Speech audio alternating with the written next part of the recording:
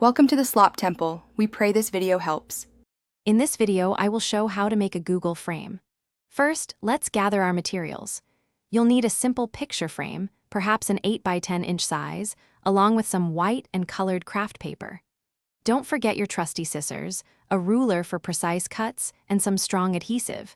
Having a printed Google logo and a search bar image will be super helpful for accurate replication. Now, let's craft those iconic Google elements. Start by cutting a piece of white paper to fit inside your frame, acting as the background. Next, create the search bar, a strip of white paper, approximately 1 inch in height, placed near the top.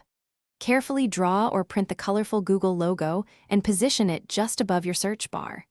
Don't forget to add a small magnifying glass icon and a Google search button for authenticity.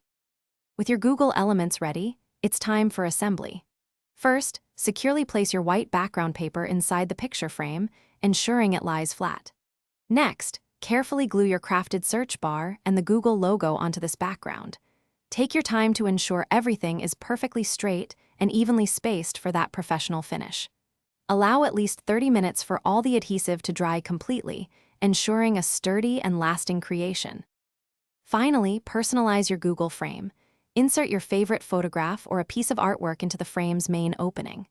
Now, for the fun part, add a custom search query to your search bar. You could write "My best day ever" or "Family adventures." For extra versatility, consider using a dry erase marker on a laminated search bar, allowing you to change your search terms whenever you like. Display your unique creation proudly. Thanks for watching. Consider subscribing if we helped you.